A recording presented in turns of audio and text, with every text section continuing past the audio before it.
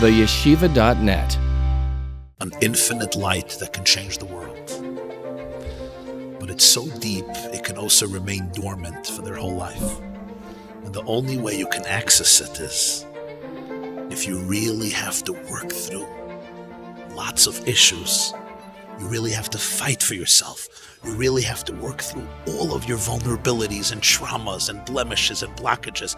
Only by working them through will you discover your true potential, your true essence, and then you'll be able to own your light, and you'll be able to actualize it. This is the first time I did something like this. Never did it before. I got to sit down with Rabbi YY Jacobson live in front of hundreds of people, and I loved it. I loved every moment of it. Aside for the incredible wisdom that Rabbi YY shared with all of us, there was also this energy. There's something magical about, everything I do with these interviews. I never hear an audience reaction. Yeah, I've gotten feedback before, but to hear people laugh or clap or react or ask their own questions, it was really special. It was really, really special. It was also the first time my wife makes an appearance on a podcast that I do. So get ready for her part in it at the end. And I was hoping to for this event to be a 10 out of 10, and I think it was 1,000 out of 10. Rabbi YY, you could tell he gave it his all. We covered everything. I'm really excited for this. It's long. I know it's long. You hit play already, so thank you for hitting play and watching this. But I'm telling you, just go through it. There's so many beautiful moments and gems. I while it's happening, I'm like, that's a soundbite. That's a soundbite. That's a soundbite. This event was very complicated to plan, and I got a lot of help from a lot of people. So thank you to all those people. And I'd love to do more of these events, like once a month, maybe in the White Shul, maybe in the 5 towns, maybe I'll come to your community. I don't know, but there's something really magical about doing live podcasts. I haven't seen it. I'll take ownership. I want to be that guy, the Jewish guy going around doing live podcasts. So this episode, a special episode, is Le'ilu Nishmas Yehuda ben Shalom Chaim, Shimon David ben Yaakov Shlema, Miriam Sarah bas Yaakov Moshe, Zev Wolf ben Yeshaya, who it was actually his yahrzeit that night, and Yaakov Naftali ben Yonasan Binyamin. This podcast is also powered by E-Events, Cedar Media Studios, and Machshavas Yecheskel's very special thing. I don't know if thing is the right word, podcast show, whatever. You'll hear a little more about them in the middle. But until then, without further ado, my live conversation with the one, the only, Rabbi YY Jacobson.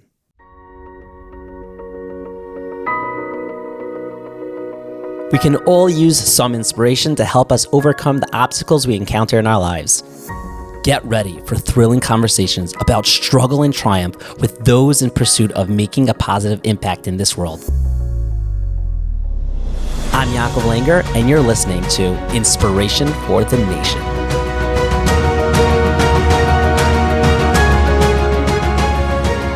Has anyone ever told you have a very good speaking voice? Has that ever been told to you? No. No? Till tonight. Thank you. Yeah. We're off to a weird start. I apologize, everyone. No, but you do have a great voice. And okay, so I want to talk about a few things right before we start. I once sang a song, and somebody told me not to quit my day job. Oh. I was told a few times. I was actually going to ask you to sing a little, but Sphira, so I held it back on that. I want to thank Hashem for helping me get to this point. I'd like to thank my wife for putting up with all my craziness and giving me all the time to do all this. I'd like to thank my parents, my in-laws. I feel like I'm giving a bar mitzvah pshatel. I'm going to talk about tefillin soon. Okay, what? Shel Yerosh, Shel Yad. Okay. Yeah, go ahead. Yeah, okay. No, I think I'll leave the Dvar Torahs up. Thank the caterer, Yeah. the florist, getting everyone. your parents for raising you. Yes. Your brothers and sisters. I don't have tolerating sisters. you. I only have brothers. Okay. Not yet. Okay, you never know. But, okay, so you're known as Rabbi YY, but I Googled you, which I do often. Not before I interview you, not because I just randomly. Okay, so Rabbi Yosef Yitzchak is your full name. How would you describe yourself growing up? Would you say you're the same type of person? Well, my name is Yosef Yitzchak, so that's one way of describing myself growing up. YY was a later addition, and the reason is my mother-in-law, God bless her, is a Balas Tshuva.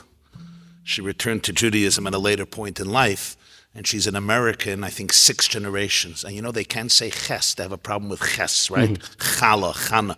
So my parents, both Russian, was like Yosef Yitzchak. For my mother-in-law, that was like impossible. Yosef Yitzchak. So it became YY. Retroactively, the joke became that when I was born, they asked why? And I'm trying to answer that question. So YY it is.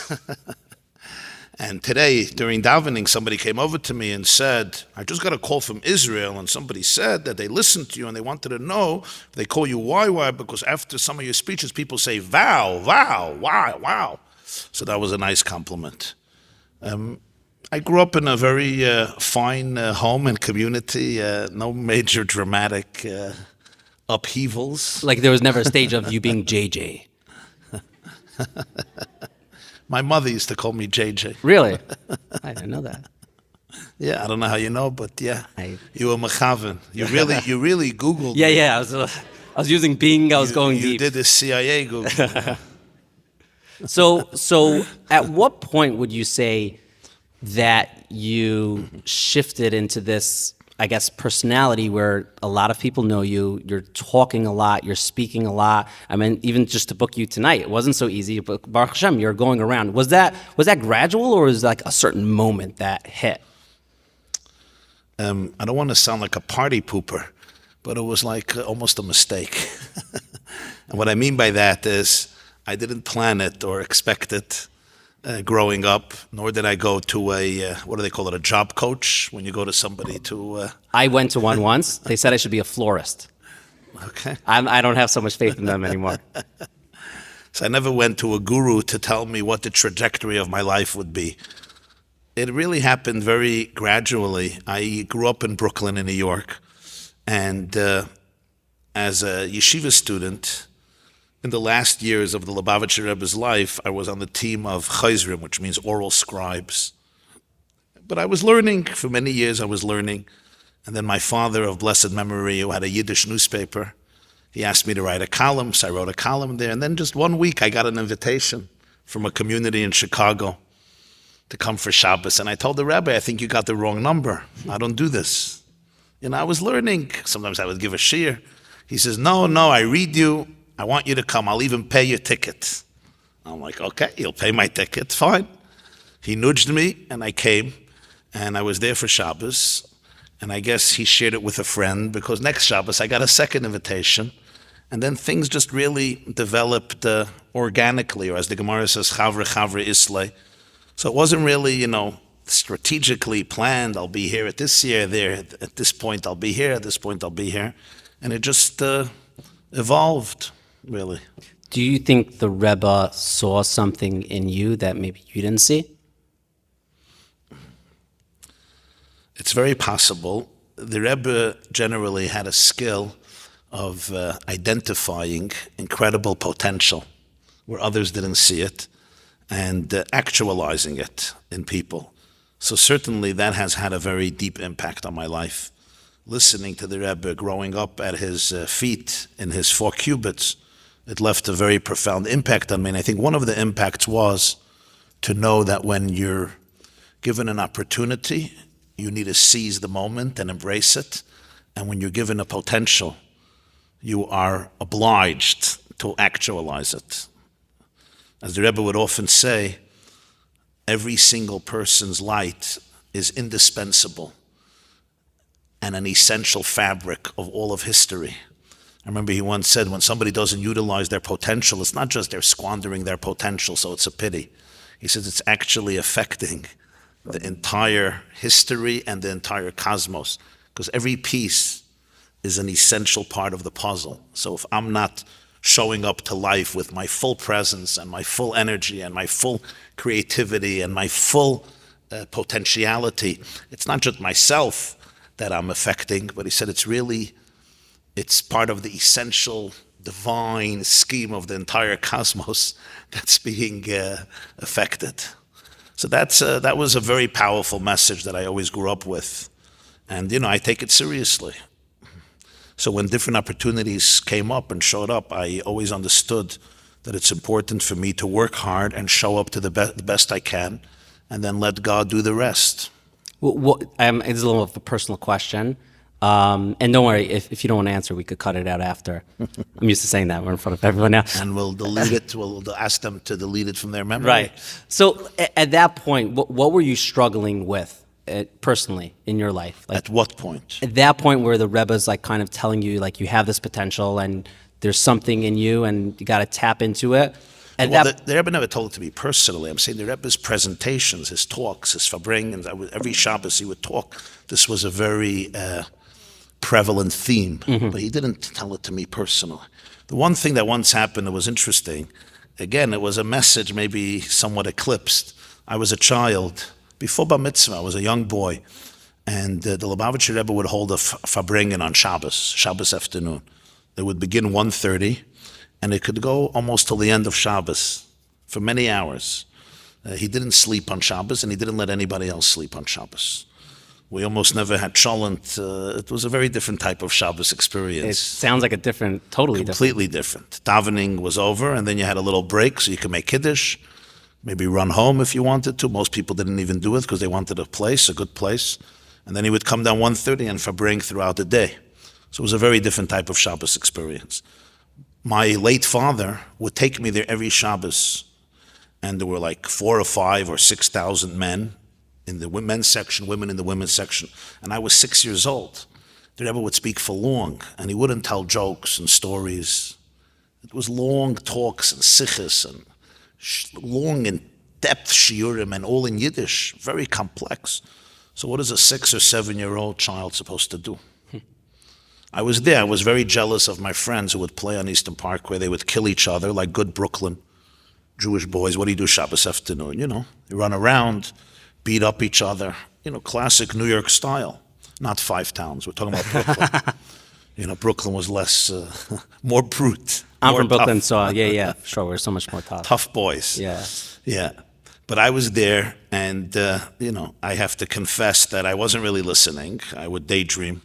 There were a lot of beams. I would count the beams. And when I finished counting the beams, the person who put in the tiles in 770 didn't know what he was doing. So nothing was symmetrical. So I became an expert on all the crevices and all the dissonance. I didn't know about cognitive dissonance yet, but the dissonance between the tiles. Anyway, then, I don't know if I should confess all of my childhood sins. I don't want to get you canceled. I don't want to... Yeah. As long as my wife doesn't cancel me, I'll be fine. Okay, good.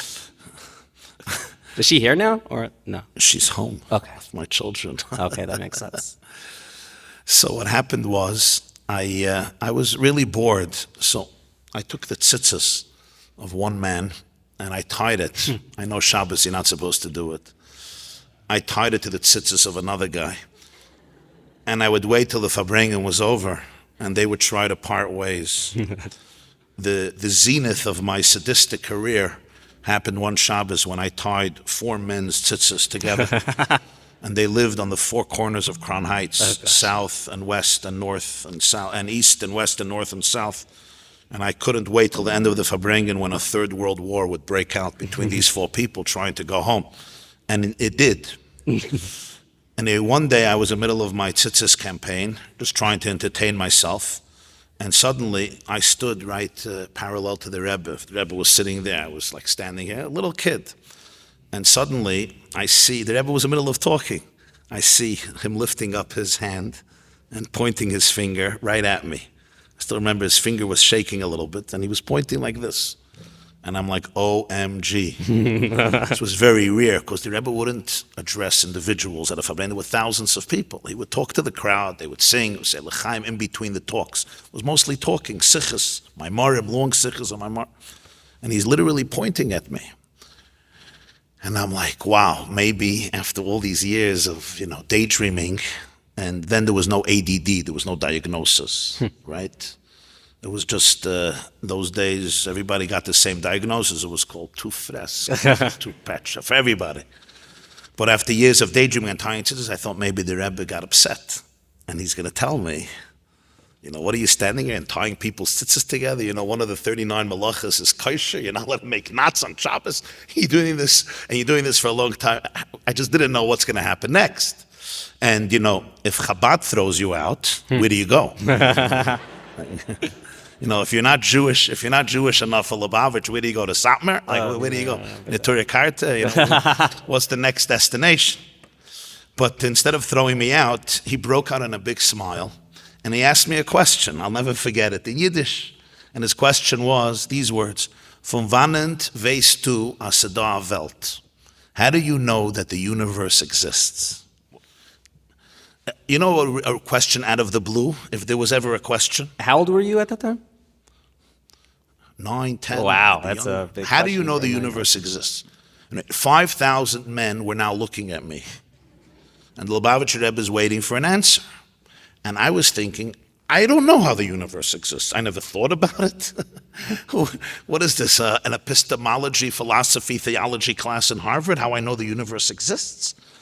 And besides, I was thinking to myself, Lubavitcher Rebbe, I didn't disturb you. You were talking. Why are you disturbing me? Live and let live. We live in America. Let me go on with my tzitzis campaign, and you go on with your brilliant talks.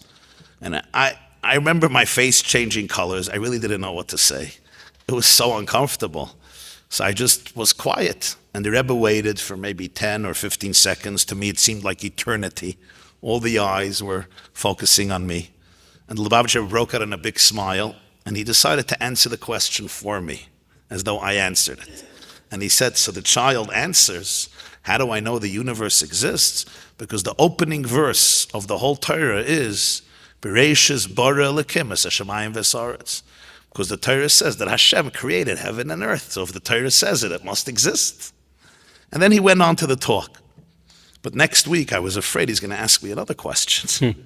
I wanted to be prepared. So I started to listen. And as I was listening, it really enthralled me. And I became pretty addicted. An addiction to which I hope I won't recover from till my last breath. Amen. So first of all, it was an incredible pedagogical education. The Rebbe asked me a question, how I know the universe existed. And next week, I wasn't tying tzitzis anymore. I was listening. That was number one. Number two, when I got older, I went back to the transcript of the talk because there were writers who wrote down everything. Almost every word was written. And I saw that the Rebbe was describing that the innocence of children is such that they don't know about the world from the New York Times or from outside sources. They know about the universe from Torah. So their view on the world is very ideal, it's very pristine, it's very pure, it's very idealistic. That was his point then in a long talk. It was a Rashi that he was discussing by Yaakov Langer. And later when I grew up, I thought to myself, maybe this was some form of a calling or a mission statement or an empowerment. That, when you travel the world, you'll travel the world one day. And remember that your mission is to remind everybody to learn about the world from Bereshis bara Elokim es hashamayim v'saaretz. To really be able to see the world and ourselves from a divine perspective, from the divine vantage point. Wow, that is a good answer to the. I don't remember what I asked. That's great. I also don't remember I was daydreaming. I'm going to pay attention. So I learned then how to listen. I started to learn how to listen. Because to be able to repeat and transcribe the Rebbe's hour-long talks, you're talking about talks that went not for a half an hour. It wasn't a rabbi sermon that has a joke in the beginning. I don't know about the White Shul. Is Rabbi Feiner here? He does a joke in the beginning, yeah. But there's always a joke. In the rabbinical school, they teach you a joke in the beginning, right? In the middle, you need a joke. At least one or two stories. Yeah, your glasses got to go off. Your glasses got to go on. Hands got to go up. Hands got to go down. Some drama, some sadness, some joy. So, okay. And even then, if the rabbi speaks for more than 18 minutes, there's somebody on the board who's, the Kiddush is waiting. But the Rebbe's Farbrengens were not following that trajectory.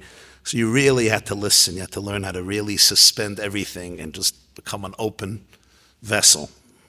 That's amazing. You're, I guess, a very interesting person because you have this rich background in the Chabad world, but also now you're totally, I mean, I don't know how many Chabad people are here, but like you're very in the Litvish world. You're out there in the non-religious world. You're seeing a lot. So my first question is, what could the non-Chabad world learn from Chabad and vice versa? What could the Chabad world learn, let's say, from the Litvish world? Chabad world could learn from the Litvish world predictability. What does that mean? In a Litvish shul, everything is predictable. You know when you're coming in, you know when you're coming out, you know what to expect. No, but Chabad, you know, it's always going to start a little late, you know? On one level, there's more. The Litvish world could learn from the Chabad world the lack of predictability. In what way that it could be a good thing? Just like more chilled out? Not chilled out. I think we all have to learn how to synthesize structure with transcending structure. Could you break that down for like a fourth grade level? No, but I'll try. Thank you. Predictability means, things are very predictable. Yeah, that fourth grade level, we got that. That you got? Yeah, but that we got. Okay. The lack of predictability, when somebody said, now we're going to engage in spontaneous dancing. The lack of predictability means is the ability to really have that unique potential to live in the now, to embrace the moment with full passion, with full vitality, with full pliability and flexibility. And I would say, both elements are so important in life. The only thing is to be really a little more honest about the question. I feel that it's really very superficial today in today's world to speak about communities in generalized ways. You don't like labels. Not only I don't like labels, labels are really a very fake and superficial, easy, but inauthentic way of describing the Jewish people or describing reality. It's nice when we could fit it in. You're this community, you're that community, what do you learn from here? But from my intimate encounters and conversations with countless people from all types of communities, both in the Orthodox world and the non-Orthodox world, I've come to discover how generalizations are really just an unfair, if comfortable way of describing things. Because every person, you really have to know who they are and what they're dealing with. And the fact that they happen to have grown up in this community obviously has an impact, but it's really insignificant relative to tuning in to the person's soul and the person's challenges and the person's circumstances. And then you see that people are really, really individuals. And when you go to a deeper space, especially among the Jewish people, the external labels are much less significant than we usually like to attribute them. Or in the words of the Baal Tanya, his inimitable words in Tanya, V'nefesh Hashem is b'Yisrael, hi chelik Eloikam imal mamash. The inner consciousness of the Jew is a piece of God. So if I can really identify that, the word Lubavitch, Litvish, modern Orthodox, Yeshivish, almost Yeshivish, facing right, facing left, yes, it's part of a cultural upbringing and certain, this one has this food at the Kiddush, this one has this food at Kiddush, this one has this minhag, that minhag, this one sings l'chadoidi, this niggin or that niggin, maybe there's some differences of opinion, but it ultimately melts away in the presence of the true infinite depth of the human soul and the human brain. So that's really where I try to live. At least I try to live in that environment more. I think with that idea, like this concept of achdus just makes so much more sense. It's so much easier because it doesn't make a difference if that person's different or that's great. That's what it's about. And it's real. It's authentic. It's not just a nice cliche, This is the era of cross-pollination. This is the era of oneness. It's the era of achdus. There's a beautiful Sfas Emes. Sfas Emes says that when Yaakov left his home and goes to Haran, where ultimately he would marry Rachel and Leah and Rachel and build the 12 Shvatim. So the first story is that he takes from the stones, right? He puts his head down on the stones. And then later it says, the stones. So Rashi famously says that there were, the Medrash says that there were 12 stones, and they got into a fight, who gets the tzaddik's head. So what did Hashem do? We all know the story, right? You Combined. remember fourth grade? Yeah. Fourth grade, you I'm remember? still there. Yeah. You combined it. Hashem put all the stones together, became one stone, it was one Evan. So the Lubavitcher Rebbe once asked, 1 second, let's say you have a mattress, right? But your head can only be in one place in the mattress, so the mattress should still be in a fight. Not every part of the stone is getting the head. And he answered, I'll say in Yiddish, he says, As mis ein Sach mit der zweiten, art nicht wo der Kopf is. When you're one with the other, you don't mind where the head is. Right? A husband and a wife don't fight. Who gets credit for the beautiful children? I get credit. If it's a good relationship, we're one unit. This is our family. We all get credit. Your success is my success is your success. Sfas Emes says that when Yaakov was going to build the Jewish people, and there would be 12 tribes with different personalities, different flavors, right? Different mahalchim, as we would say in the yeshivish slang, different journeys, different pathways. There were 12 stones fighting with each other. Who has the head? Who has the head? Who's the real version? Who's the real Jew, right? There's Miu Yehudi in Israel, Miu Yehudi, and then there's Miu Yehudi in the frum world. Like, who's the real Jew? And who's like, who's the copy and who's the original? That was the fight. And the Rebbeinu Shalom told Yaakov, no, it's not going to work this way. If you want to build Klal Yisrael and you want them to endure, and you want to bring them from Avram Avinu to Mashiach, the stones are going to have to become one. And it doesn't mean there's no 12 stones, but it means that there's a true inner spiritual organic oneness. And if you're not going to live in that space, Yaakov, this nation won't be able to survive. Wow. So I want to take that idea and make it like practical. So what if there is, people and they're just not seeing eye to eye, and unfortunately that's just what happens in Klal Yisrael, what happens in the world. People, I don't know if they like fighting, but that's just the reality of what happens. Yeah. You mind if I make a bracha? No, not at all. Baruch atah Adonai Eloheinu melech haolam shehakol niya b'dvareh. Amen. That's also how I know the world exists. Shehakol niya b'dvareh. Everything came into existence through His word, so must be it exists. Listen, the challenge is obvious, but the challenge doesn't only exist in Klal Yisrael. The challenge exists in every single family. Let's take marriage as a classic example. Do a husband and a wife have to see everything eye to eye? Are there no disagreements? They'd be in a the same healthy person. marriage? They'd be the same person if Do that you was know the of a Jewish marriage where there are no disagreements? Anybody? You want to raise your hand? Not mine, but everyone else, and besides mine. Okay. But Right. In our cases, our wives are Right. always right, and that's why we're out of the house as often as possible, right? Yeah. But not everybody is that way, right? The point of a relationship is not that we have to agree and see eye to eye about everything. It's that we have to be able to trust each other. Loyalty, trust is the key in a good marriage.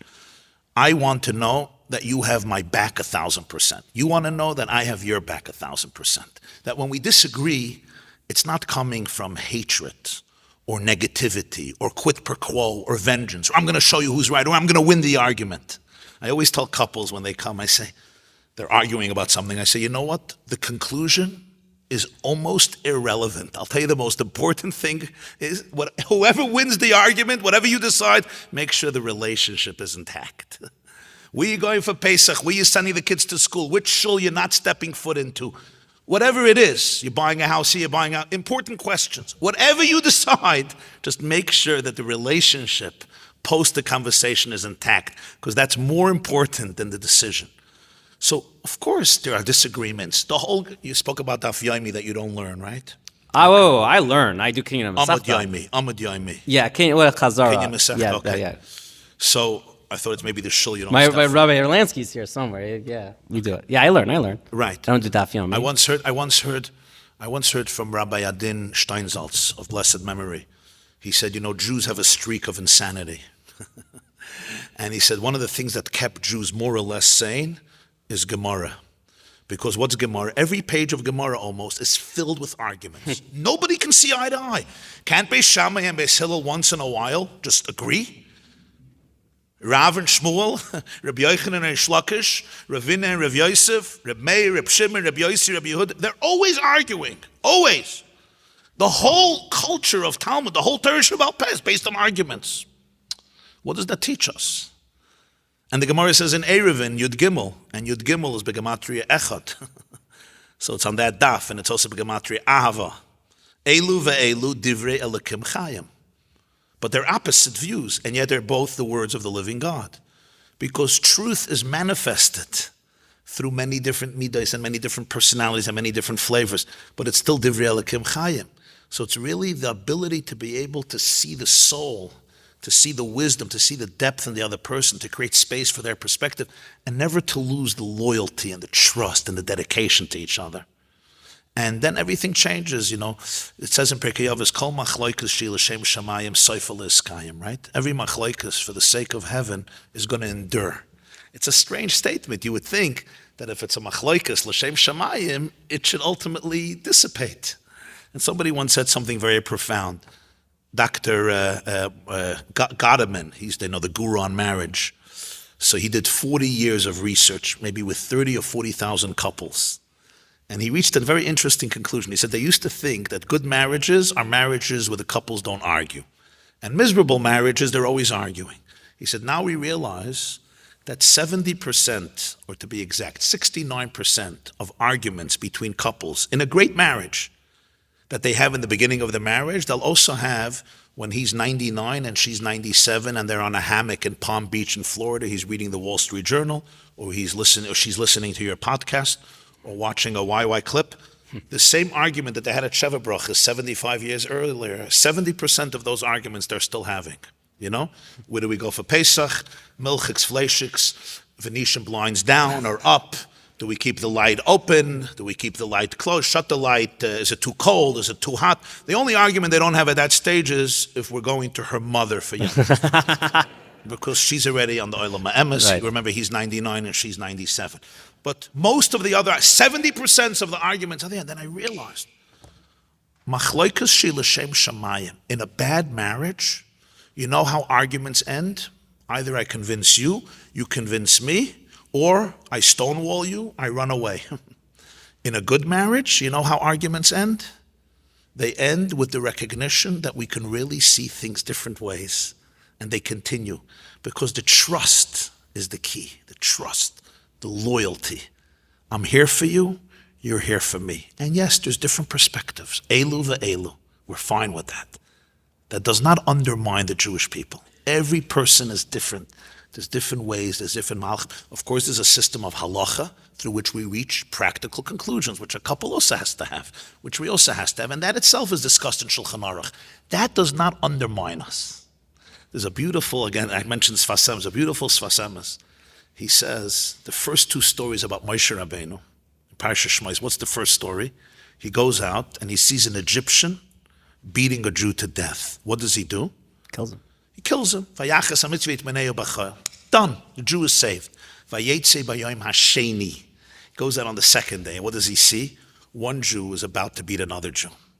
And he says, Lama sakariyach, why do you do this to your friend?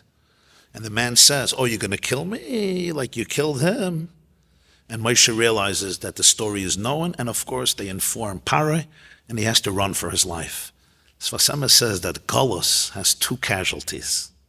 One is anti-Semitism, non-Jews that hate Jews, who hate Jews. There's another casualty, Jews who hate Jews. For the first crisis, Moshe found a solution. He killed the murderer. For the second one, he didn't find a solution. He had to run away. Because the second one, in a way, is more lethal, because it's the toxicity, it's the poison that comes from within. And he says that second casualty of Gullus in a way is more dangerous than the first because there's no identifiable enemy. I become my own worst enemy. We say Pesach v'hisha amda, right? So the expression there is Shaloi echad bilvad amad aleinu l'chalaseinu. So there's a beautiful Hasidic interpretation. Shaloi echad bilvad amad aleinu l'chalaseinu. You know the one thing that threatens us? Loi echad, that we're not one. Loi echad bilvad, that itself, we are not one. That is amad aleinu l'chalaseinu. And that's what we, in today's generation, I feel, this is, you see everywhere. And I'll be honest with you, when I was growing up, it was almost a popular thing to defame a particular community. If I was a rabbi and I got up in a shul and I spoke about a particular community, fire and brimstone, I would become popular. Today, there's an expression, it's not a schayra hamaleches. Nobody wants it. If somebody gets up in the White Shul, or somebody gets up in any shul, almost any demographic in the whole Orthodox world, and starts talking about a particular community, just slandering them, defaming them, trying to destroy them verbally, people will revolt in disgust. And that's a tremendous, tremendous evolution. It's a tremendous development. Everyone is realizing that cross-pollination is essential to the food chain. It's essential to the ecosystem. And it's essential to the Jewish ecosystem. Cross-pollination is not a curse. It's a blessing. So there's this idea that there's a lot of good going on in the world now. Maybe, not maybe, but hopefully Mashiach's going to come very soon. There's a lot of good. But there's also this idea that, I've heard people express that there's not enough Iyar Shamayim going on now. There's a lot of these talks about, being positive and things are good. But there's also this idea of like, are we going to, Chas v'shalom, water down Yiddishkeit? Like, would Avram Avinu look at us and be happy?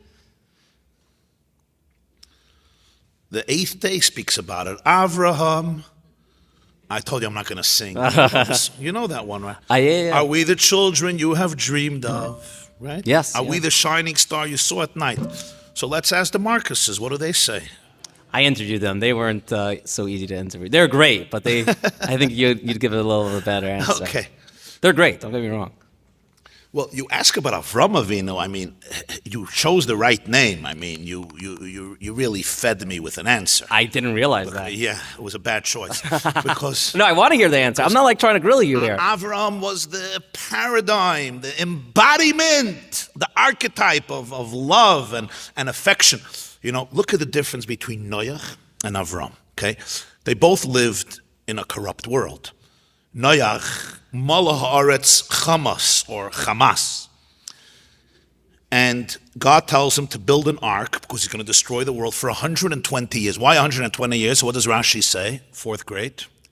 So everyone sees him building it. So everybody sees him building 120 years, right? That's a long time. And they'll do tshuva, hopefully, right? So he builds it 120 years. It becomes a tourist attraction. Everybody wants to know, what is this old man doing?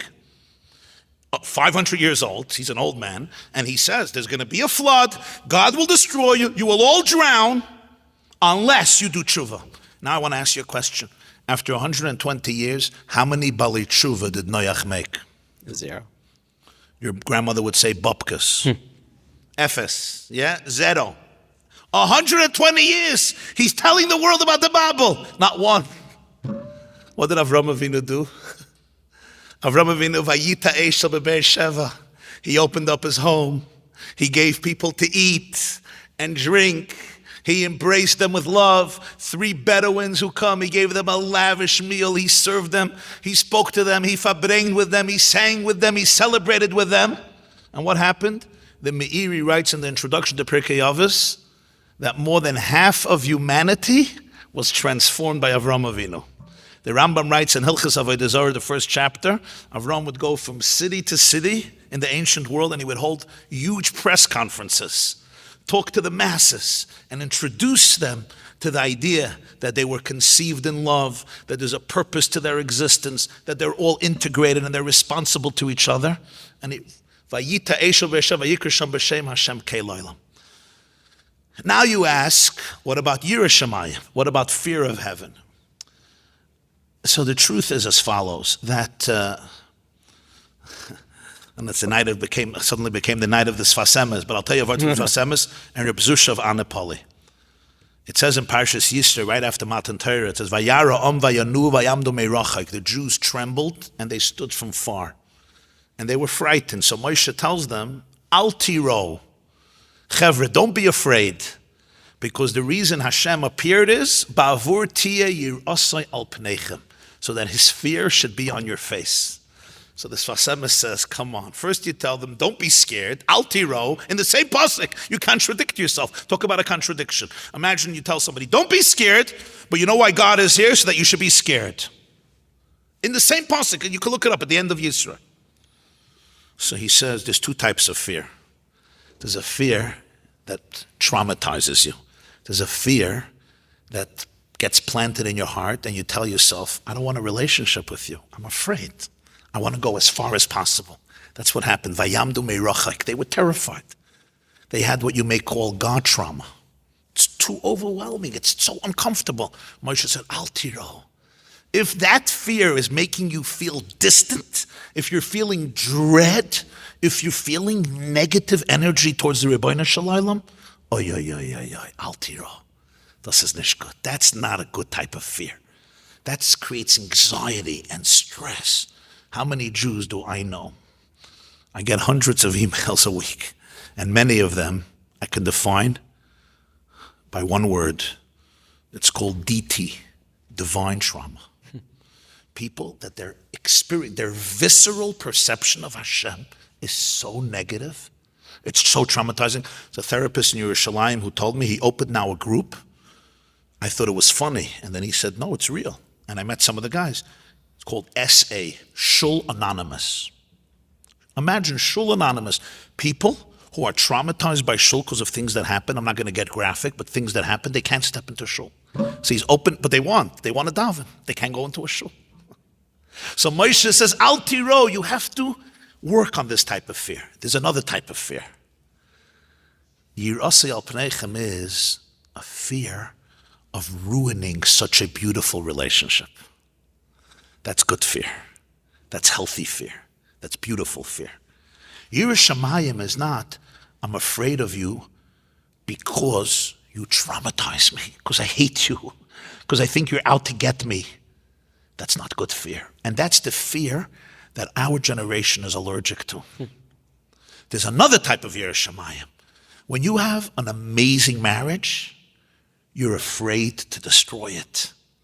Not because you're afraid of your wife or your husband, because it's too good to be true. When somebody loves you like crazy, it's scary. You know, if nobody loves you, in a way life is easier, right? When somebody really loves you, it's vulnerable. Everybody knows what I'm talking about? Yeah, totally. Huh? Yeah. Because Ashkenazim have a hard time with this. No, I'm serious. Right. Ashkenazim have a hard time with this. The vulnerability of really being loved. Really. I don't mean, I love you, I love you, I love you, I love you, here's cake. You know, let's face it, a lot of our grandparents who went through so much, Stalin, Hitler, they couldn't love freely after. Not that they didn't love, but they couldn't express emotions so much. It was too dangerous. They saw too much pain. They had to shut down a lot. I had a grandmother, a tzaddikus, right? I came to her house often. She couldn't say I love you, but she would give me food ad infinitum. And it was all love. She would fill up a plate. This was before YY. Yosef Yitzchak, eat. I ate. I finished. I had to eat another plate. And then a third plate. And then I had to take food going out. I went out of the house.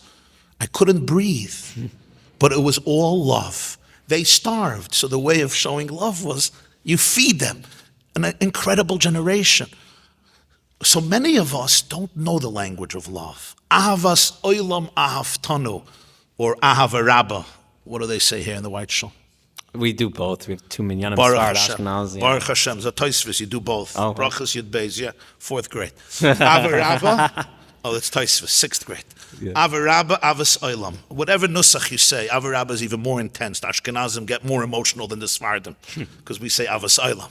But avarabba is like infinite, excessive. Can I meditate and viscerally? I don't mean with my mind. I know we can do things with my mind. We're very good. We do gymnastics with our mind constantly. But viscerally with my body, libi of sorry around el kelchay. Can I experience that love? Can I really experience? It's very vulnerable to feel love because it demands complete reciprocity and openness. And if I experience that, it's scary. That's Yiras Shamayim. That's the real Yiras Shamayim. I'll tell you an unbelievable word from Reb Zusha of Anipoli. Reb Zusha was one of the greatest Hasidic masters, the brother of the Noam Elimelech, the Rebbe Reb Zusha. He's buried in Ukraine, in Anipoli. He was a student of the Maggid of Mezrich. And the Seer of Lublin, the Chayz of Lublin, quotes him. He says, I heard this from my friend Reb Zusha. And he says something, listen, I don't know if anybody else could say it, but he said it, it's printed. It says at the end of Maseches Soita, the last daf, the last Mishnah, what's going to happen before Mashiach comes? Be'ikvus Mashiach. And one of the simon and one of the signs is Yirei Chet Yimasu. People will become repulsed by those who fear sin. So the world explains that the Mishnah means that before Mashiach, fear of sin will be laughed at. If you have Yirei Shamayim, you'll be scorned. You'll be considered as dregs, as garbage. Nobody's going to be interested in you anymore. That's obviously a negative interpretation. Reb Zusha said the Mishnah means something else. Be'ikvus Mashiach, before Mashiach, Yirei Chet Yimasu. The Jewish world will reject a Judaism that's based prominently or predominantly on fear, because they're going to crave dveikus, love, intimacy. That's what's going to happen.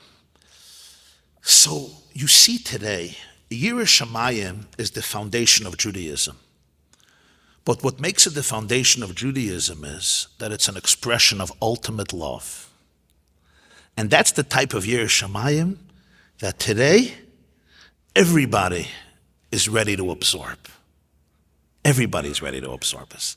If you could show me how I can have an amazing relationship with my spouse and with my God to the point that I'm afraid to ruin it because it's too good, it's too delicious, who doesn't cherish such a thing?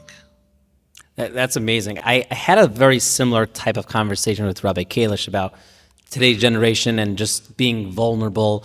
What practical advice would you say? Let's say someone's listening to this and they're like, I'm sure everyone struggles with this in some way, but like, I'm too closed. I hear that and I want that, but how do I get out of I'm too scared to become vulnerable. Like, what could someone practically do? Yeah, that's a good question. Or to put it differently, I'm damaged, right? What do I do about it? So this is also a very unique quality of Ikvus Mashiach, of our generation, because there's a really interesting thing happening, and I'll tell you how I'm seeing it. Maybe it's just my own perception, but I think a little bit I have the finger on at least some people's pulse, not everybody's, obviously. In many ways, we live in the most comfortable generation of Jewish history. We live in prosperity, relatively speaking, of course, that our great-grandparents couldn't even dream of. We're blessed in incredible ways. I think it's the first time, right, maybe since Shlomo HaMelech, that we have an incredible combination in Galus, where half of Klal Yisrael is living in Eretz Yisrael, and the other half of Klal Yisrael is living in countries that allow them to live freely as Jews. It's an incredible moment in history in Galus as we await the Geula. Our children have opportunity in terms of shelter, security, comfort, again, relatively speaking, that my father grew up in Stalinist Russia. He had his father arrested Friday night during Kiddush, 1938, during Stalin's purges. My father was 4 years old, and he watched his father being taken away by the KGB. Friday night in the middle of Kiddush in a place called Mamontovka near Moscow. So he was 4 years old, and it affected my father's entire life. We didn't have that growing up. For many of us, the crisis was, where are the car keys? Now, of course, not to underestimate people's grief and people's loss and people's tragedies. God forbid to underestimate any of it. But generally speaking, the blessings of our generation are incredible. And yet, what has emerged in the last few years is an explosion of anxiety.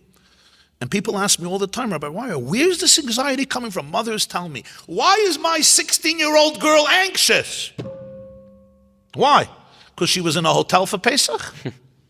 Because B'dikas Chametz took 7 minutes? Right? Because she didn't have to squeeze, you remember the squeezing of the oranges? Pesach? 2 months before I was on the floor scrubbing. We went to a hotel for Pesach. What exactly is she complaining about? That's what they want to know. What is my boy missing? What was so miserable about his childhood? What? Do you know what I got from my mother? Do you know what I tell you about my father's anger issues? Your father is a saint, Legabe, my father. Imagine a Jewish woman saying that about her husband. Not pashut. So people are wondering what's happening, and yet we see this as a fact that there's a lot of trauma emerging. And I feel part of it is that the Rebbeinu Shalom wants our generation to bring healing, not only to ourselves, but retroactively to all of the previous generations, because we know today with epigenetics that we carry trauma in our genes. You can bequeath your trauma to your children, your grandchildren, through your genes, which is a gewaldige scientific chiddush. It was produced by a Jewish professor in Mount Sinai Hospital just a few years ago. That means we carry the trauma of 1,000, 2,000, 3,000 years. We also carry in our genes the resilience, the faith, the wisdom, the Mesiras Nefesh, the Emunah, the Avos Hashem, the Avos Ater. We carry everything. And I think really a lot of children are simply experiencing things they got from previous generations, and it's an opportunity to heal. That's why it's coming out, because before Mashiach comes, we need pure dveikus, pure intimacy, and there's no intimacy if half of my brain is offline because of trauma. There's no intimacy. There's no intimacy when I'm defined by fear. There's no intimacy when I'm overwhelmed by insecurity, when I'm overwhelmed by the need to freeze, to run, what are they called, fight or flight. There's no intimacy. Intimacy happens when I could be fully present and vulnerable with every part of my being, my soul, my brain, my mind, my body, my heart. So I say to all of us, the only way we're going to be able to heal is when we all become vulnerable together. And the most important thing you need is courage. You need courage. There is so much opportunity today for help. There are so many models of therapy. There are so many opportunities of healing. There are so many different methods of healing. The most important thing is have the courage. You deserve to live a better life. You deserve to live a full life. Many people live lives of quiet desperation. Many people's marriages, relationships, and lives are just monotonous and divorced, devoid of real depth. But you deserve much more, and you're capable of much more. So even if you suffered, and even if there's many blockages, and even if you're scarred, and even if you're afraid, I would encourage everybody who's listening, have the courage to open up, to start to search. If one thing doesn't work, go to the next. Be determined, be aggressive, be real, be vulnerable, be authentic, and you will find healing, because the Rebbeinu Shalom put into our generation there's a lot of anxiety, but there's equal zela umazeh. There's extraordinary opportunity for growth and healing. And let me tell you, anyone who's going through this process, I believe it's for one reason only, because you're destined for leadership. Because the only people today who can really affect our lives are people who we feel that they understand us. If somebody can look into my eyes and empathize with my pain, I can trust them. Think about people who really changed your life, and you will see it's not cerebral geniuses who are living in ivory towers. It's people who have been through the ringer, imay anaychi b'tzara, who can really empathize. If you're going through something, it's because you have an unbelievable light to cast on the world. And when you work that through, you will become a source of incredible inspiration and empowerment for a whole generation. Wow. That's a very good answer. You could, Thank you. Tell my mother-in-law. First of all, you could have more order. So when you're saying... one of the profoundest letters I once saw in 1986, this is before it was popular. There was a boy struggling with homosexuality. This is 1986, so it's not 2022, Right. This was not discussed. It's a religious boy, a frum Jewish boy. And he penned a letter to the Lubavitcher Rebbe of blessed memory about his dilemma. And even though the Rebbe was then much older, this is 86, the Rebbe was already, this is 1986, so the Rebbe was in his high 80s. And he wasn't writing so many letters, but he wrote this boy a beautiful letter, almost I think a 3-page letter, in English. And I happened to see it years later.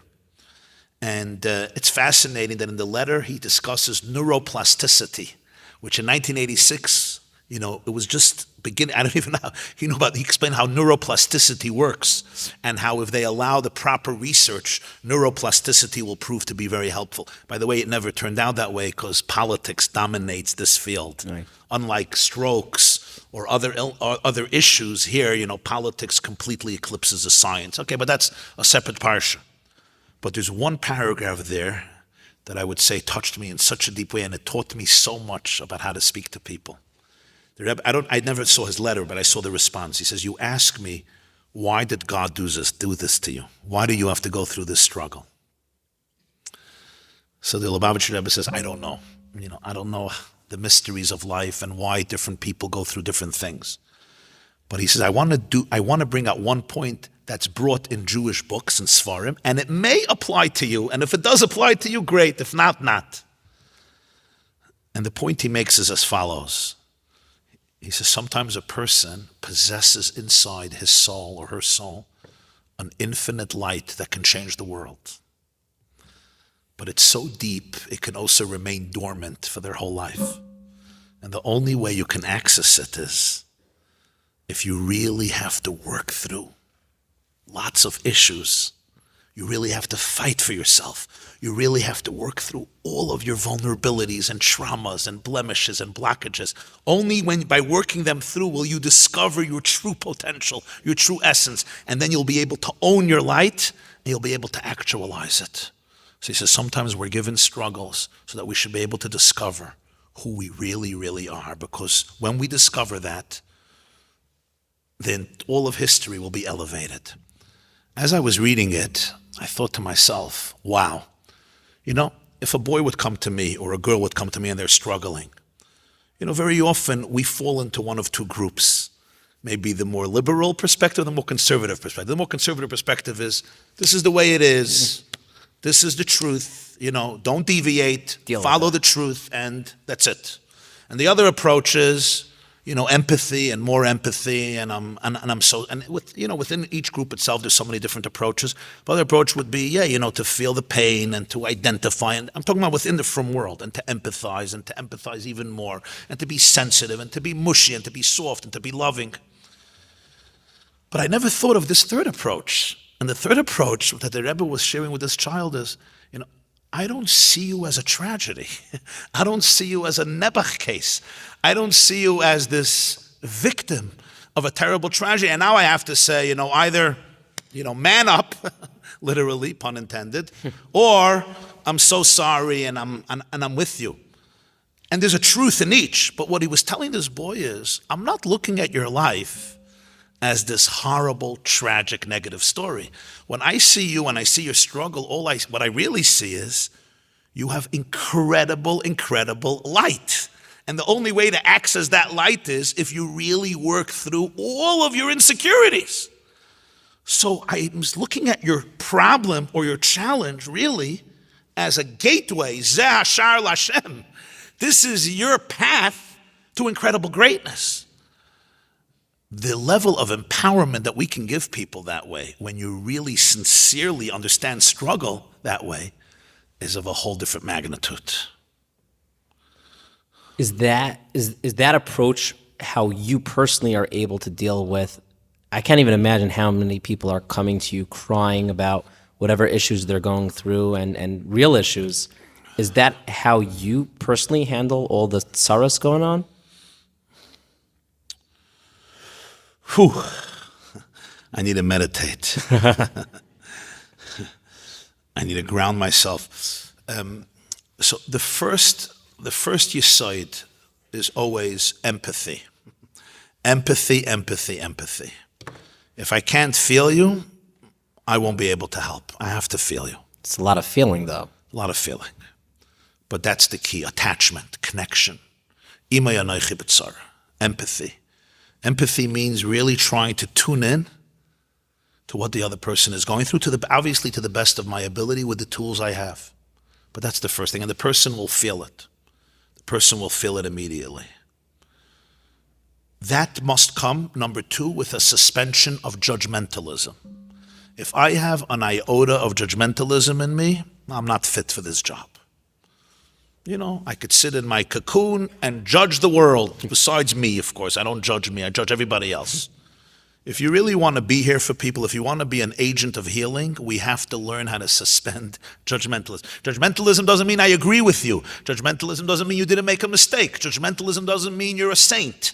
Judgmentalism means that I'm sitting in a throne of judgment with a joystick deciding who you are without tuning in to all of your experiences, your past, present, future.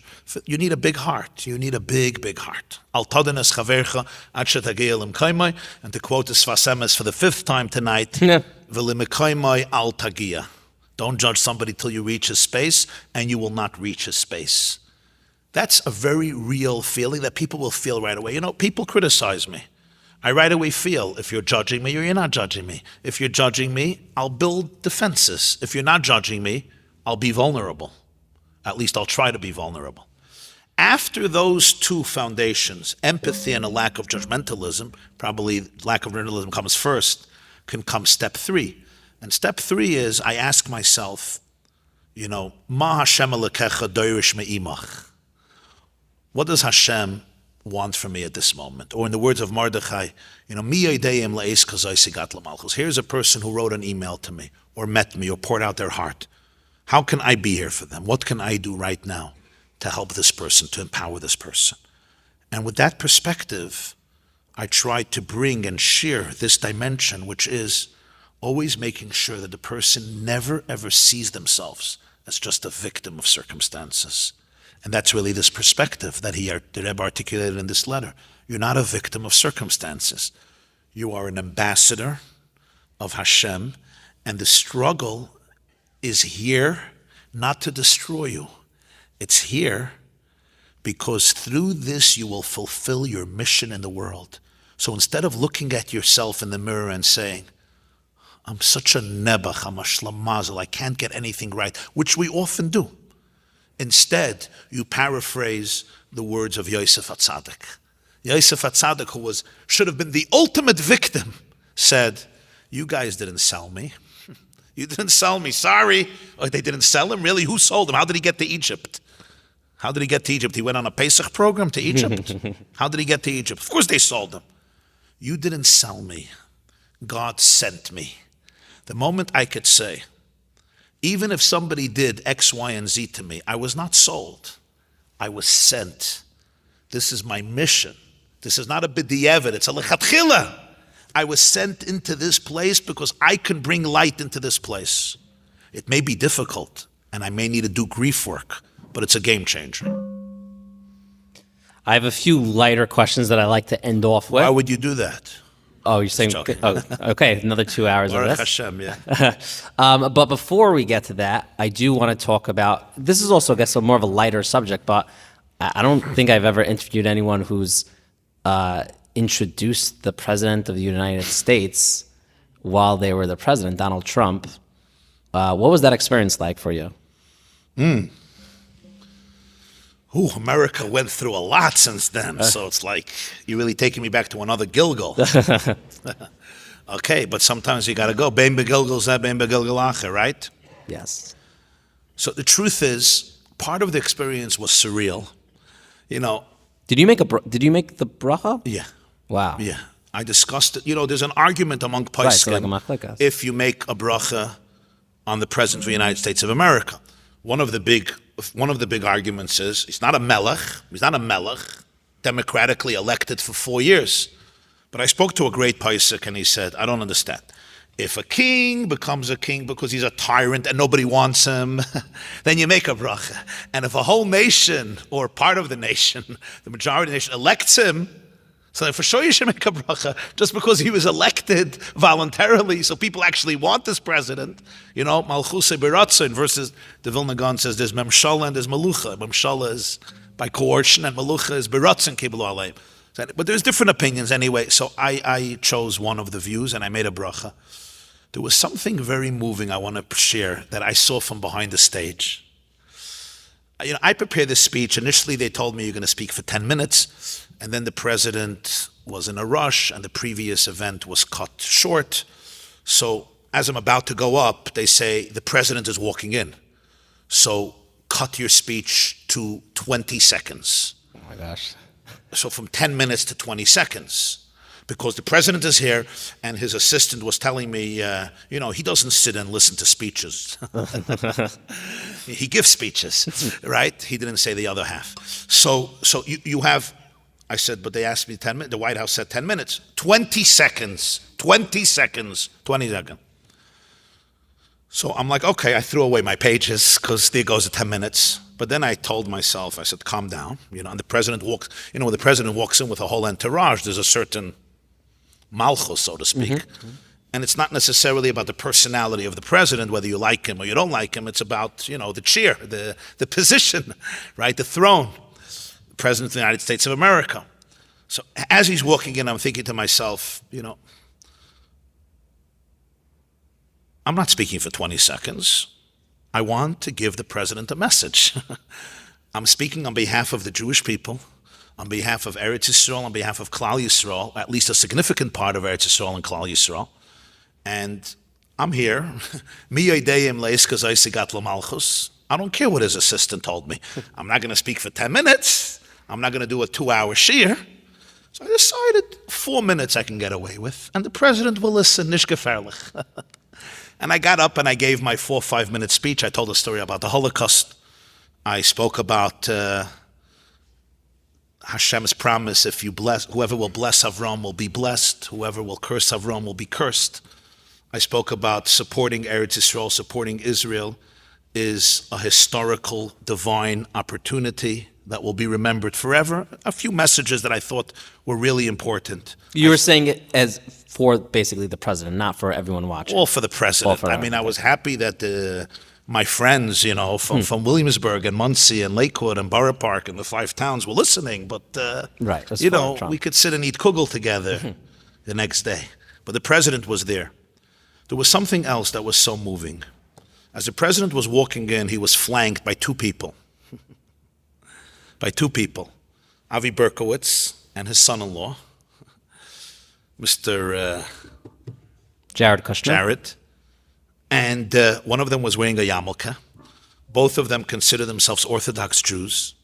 And he walked into a room with 400 yarmulkes. As he was walking in, I was behind stage with him. I shed a tear, and I'll tell you why. Because I had a flashback of another scene. Some of you may know which scene I'm referring to. 400 Jews. You know what I'm talking about? September 1943. I think it was a few days before Yom Kippur. 400 rabbis went to meet Franklin, President Roosevelt, to try to persuade him and plead with him to save whatever could still be saved of European Jewry. And what happened? Roosevelt left the White House through a back door and wouldn't even meet the 400 rabbis. And then I thought to myself, 75 years later, 75 years, just 2 mortgages later, the president is flanked by 2 people. One of them is a yeshiva graduate, and one of them considers himself an Orthodox Jew, a Shema Torah mitzvahs on some level. And he's walking into a room with 400 yarmulkes. And I thought to myself, such a moment in history, you have to remember, you have to be grateful for. Then I got up, I introduced him. He was listening very, very attentively, despite being Donald Trump. You're a good speaker. Thank you. His son-in-law says to me, he never got such a good introduction. And then when he got up, he famously said, I like him. So if you like Donald Trump, so then you like the people he likes. Right. So you probably also like me. Not everybody likes Donald Trump, right. So not everybody liked me on that day, at least. Hopefully today they like me a little more, I don't know. I did get some very, very nasty mail from some of our brothers and sisters the world over. Some of them who felt that I have sold my soul to the devil, and this was an act of pure narcissism on my part, and I sold my mother and my father and my people and my God and everything that Judaism stands for just to get a few moments of fame and be on a WhatsApp clip for the next 2 days. They're calling now to complain. So I did get that. Not a lot, but I did. And, I responded very respectfully, and I said, I can really understand somebody having a different opinion. I'm not so naive, but I felt it was the real right thing to do, simply for Hakaras HaTov, just for the fact that somebody canceled the Iran deal, where Ahmadinejad and Rouhani were getting $150 billion, which would not be used to build hospitals and universities. Somebody just canceling the Iran deal, $150 billion to the Hitlers of today's generation, somebody who's 70 years after the Holocaust, in the presence of living survivors of Auschwitz, promised that all of Israel would be exterminated in one day, just for canceling the Iran deal, Dayenu. Never mind for moving the embassy to Jerusalem. Never mind for declaring that the Golan Heights is part of the eternal homeland of the Jewish people. Liberating Reb Shalom Mordechai, etc., etc. You may disagree with him on another 100 issues. You may not like his personality. But I felt that it was important and good for the Jews to say thank you and express gratitude and encourage the president to continue in this path. And when I had a few private moments with him, a few private seconds with him as the crowd was applauding, I told him privately, I said that I know how much pressure you're getting, and I know that it's not easy, but I want you to know that as a president of the United States, if you continue to support the Jewish people and to fight for justice and to fight for Israel and to fight against anti-Semitism and terrorism and bloodshed and violence and exploding suicide bombers who just want to destroy innocent people, Jews or Arabs, I said, if you will continue that fight, you should just know that the God of eternity will be here with you and you will be blessed for eternity. And I think that meant a lot for him. I saw how moved he was, and that was basically part of the experience. It's a very cool experience. So I want to finish off with a few fun questions. I said that once, and then Moshe Weinberger was like crying giving the answer, so it's not always fun. If there's one person in history that you could sit down with for an hour, who would you sit down with?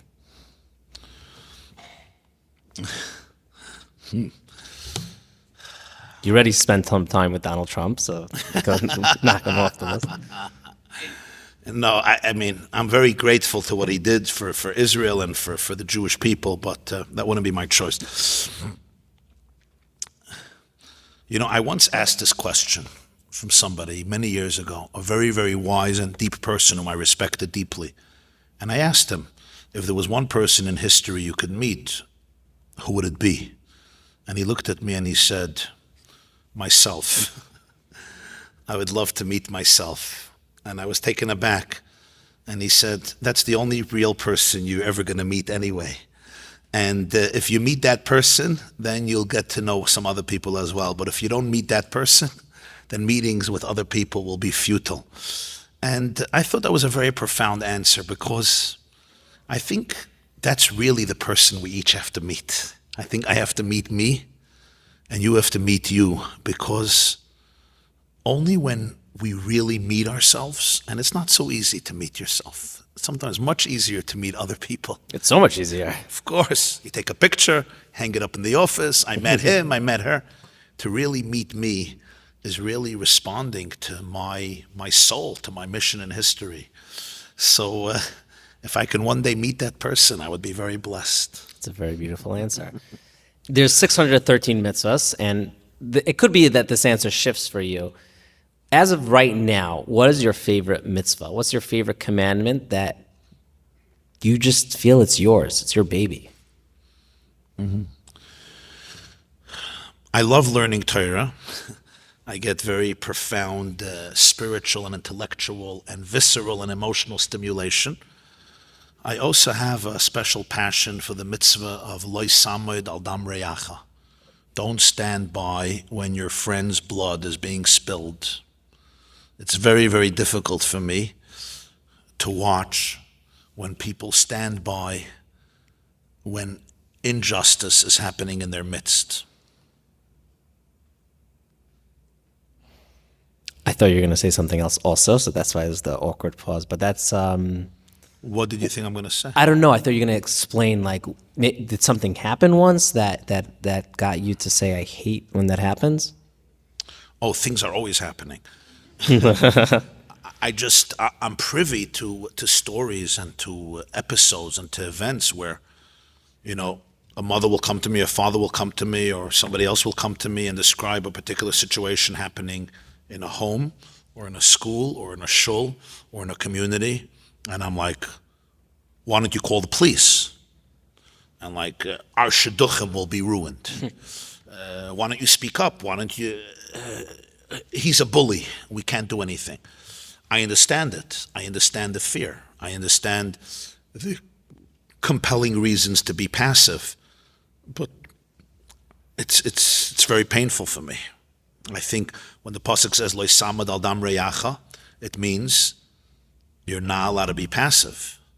Take a stand, and if you have any faith in God, it should be that by protecting the innocent, your children's shidduchim will not be ruined. So I'm going to end off with one question, but right now, if anyone in the audience, you have a question that you'd like to ask, we'll connect you with the mic. We'll do like one or two questions from the audience. But right before that, I'm going to ask you, what's the worst advice you've received ever in your life? Oh, lots. What's the worst? Or a bunch of the bad ones? That I should not speak up about child molestation in our communities. That was one of the worst pieces of advice. Did the moment you heard that, did you know it was the worst advice, or it took some time to realize that? I knew that it's terrible advice.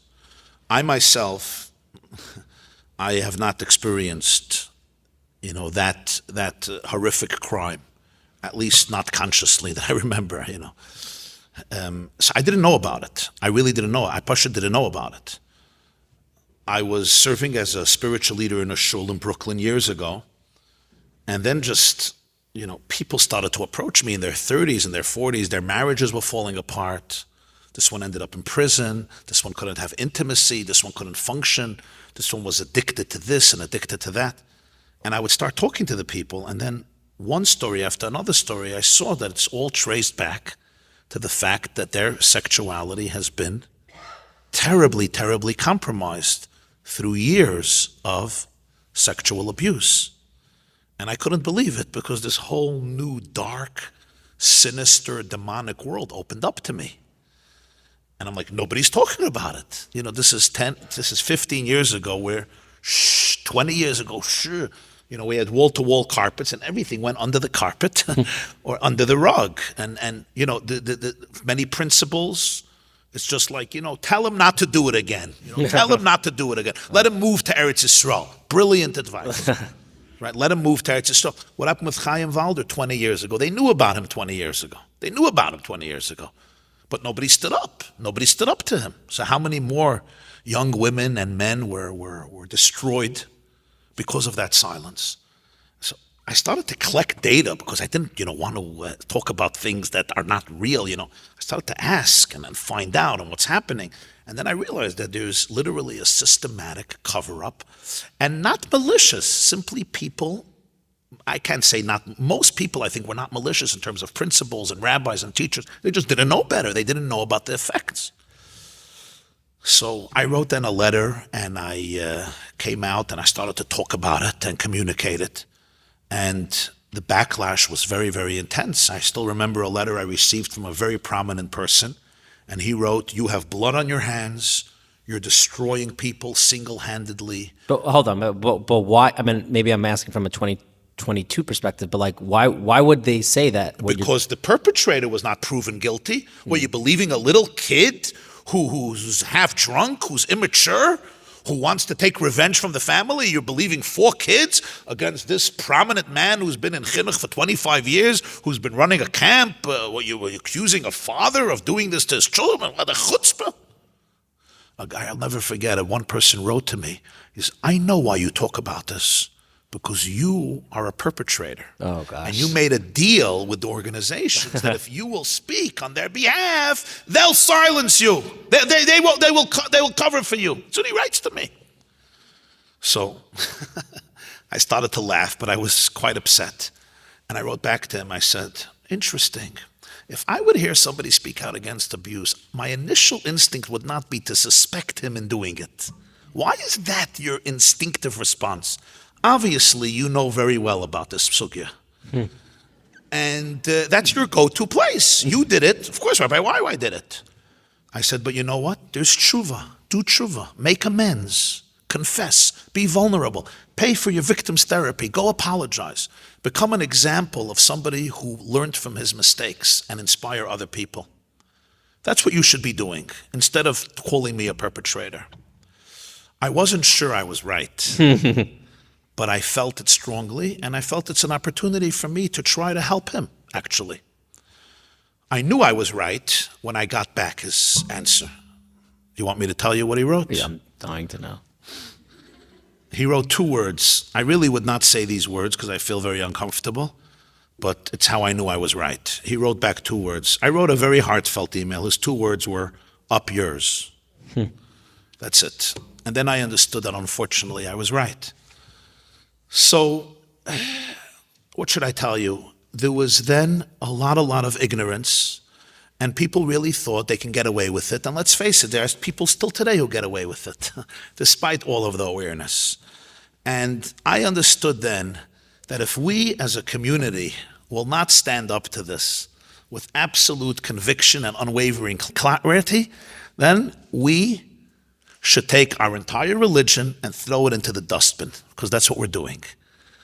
If we don't see our first and primary obligation as protecting innocent children from people who literally destroy their lives, and sometimes 30 years later, they are suffering terribly. I know them.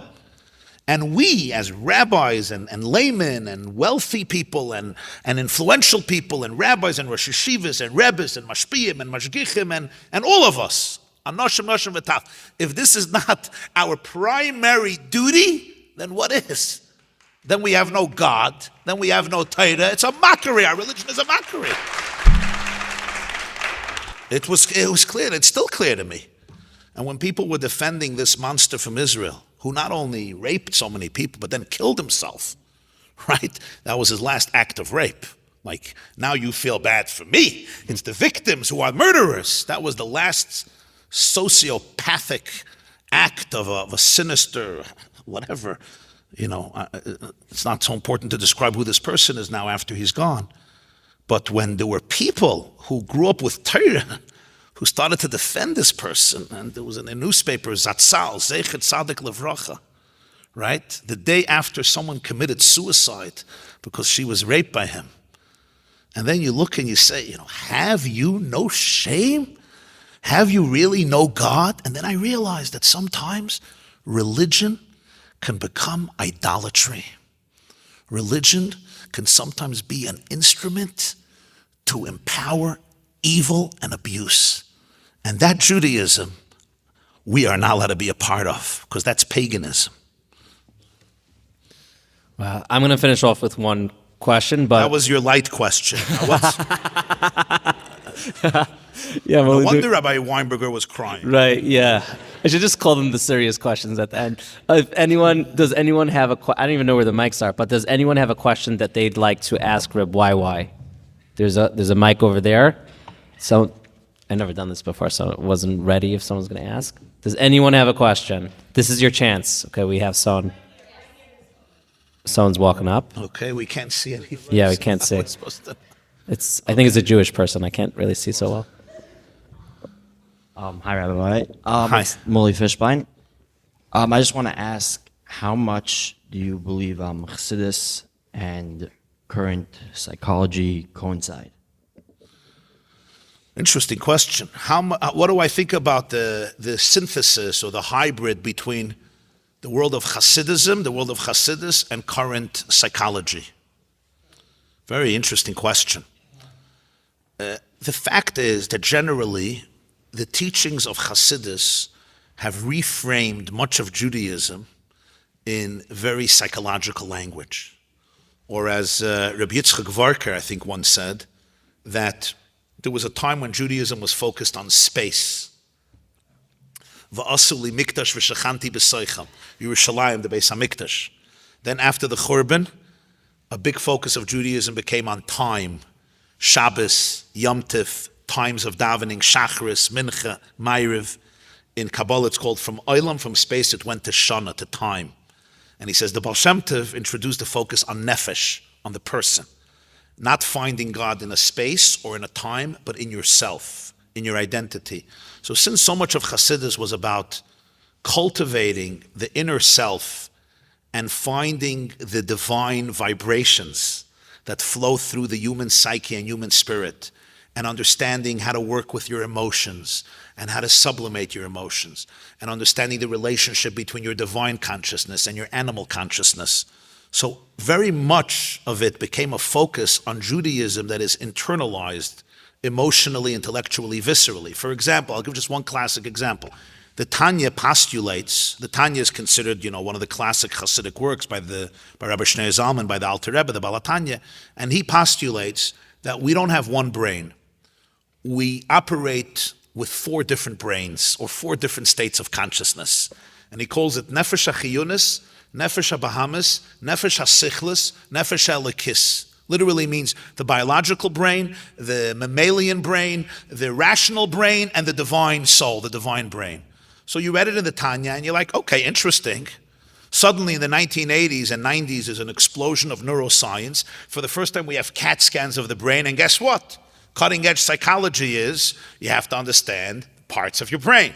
You have the stem. You have your reptilian brain, as it's called. You have your limbic brain, your mammalian brain. You have your prefrontal lobes. And suddenly, these terms assumed literally neuroscientific vocabulary. So I think Chassidus generally explores the inner world of emotions from a Torah perspective. So there's a tremendous amount we could learn from it in terms of psychology. On the other hand, the world of psychology often provides us with tools and data and scientific information that can help healing processes. And I think the combination between the two is incredibly powerful. There is always the disclaimer that you have to understand that, like all human sciences, including psychology, they're created by flawed human beings who sometimes have different biases and agendas. So therefore, we always have to realize that, no system is perfect. And generally, science is always a search for truth, but theories that were so cherished a century ago are discarded for new theories. So that's also true in the world of psychology. So we always have to have that humility and sensitivity of not worshiping a particular model that was created by a human being. Sigmund Freud, or his real name was Schleimele Freud, is the father of psychoanalysis. But much of the Freudian model now is, not taken so seriously. So it's important also to have that humility and sensitivity. That's a brief answer to a very interesting question. Does anyone else have a question that they want to ask? Is this going? How do we see it? Oh, hi. Go ahead. Gita Langer. My wife. Your wife? Yeah, I hope Yes. I'm not in trouble. No. It's not your wife. Great job, Yaakov. Great. Okay. So that's Rebbe Langer. Yeah. I know we speak a lot about child anxiety, and I think it's very important that we speak about it a lot. But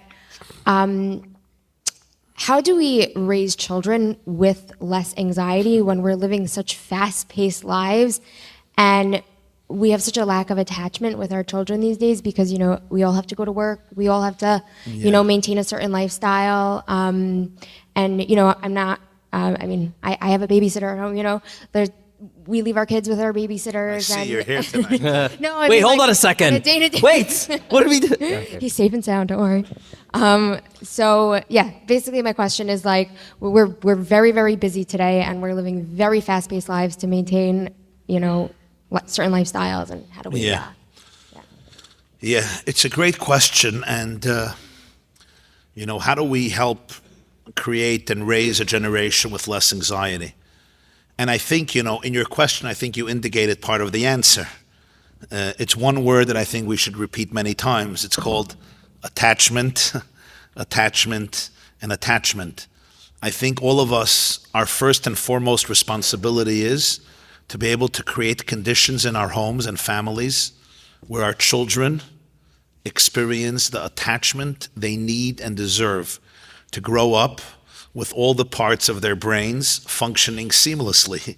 The reptilian brain, the mammalian brain, the limbic brain, the prefrontal lobes, all of them working together, which only comes when there are the 4 S's, as Dr. Siegel discusses, when they feel seen, soothed, safe, and secure. And I think despite our busy schedules, it's important that the time that we are home, and to make that as much as we can, that time should be, as often as possible, to really provide them with that necessary attachment. And what that means, first and foremost, is that we learn how to regulate our own emotions. We have learned today that the greatest part of educating our children is educating ourselves. It used to be you educate your kids. No. You educate yourselves. Do we, mothers and fathers, know how to regulate our own emotions? When I can regulate my emotions, I can co-regulate your emotions. I can be present for you. I can really be attached for you. So when we deal with our own anxiety, when we really work through our own anxiety, which is hard, it's easy for me to help my kid with his anxiety. It's his anxiety. Tatale, what's bothering you? You, Tati. He won't say that, but I'm supposed to know it, right? I said the other night before Pesach, I said yachatz, right? We break our matzah and we take the big piece and we hide it for the afikoman. And who finds the afikoman? The children, right? It used to be the rich kids got a calculator or a Parker pen. The poor kids got a Danish. Today it's like a private jet or a private jet or a Lamborghini or at least a tablet for the afikoman. But the bottom line is, if not, they'll call child services. But the bottom line is the kids reveal the afikoman. So I said the other day, what we hide, our children are going to reveal. The matzah we put away and we hide under the couch and we do it very well. They're going to bring it out to the open. So our children trigger a lot of our anxiety.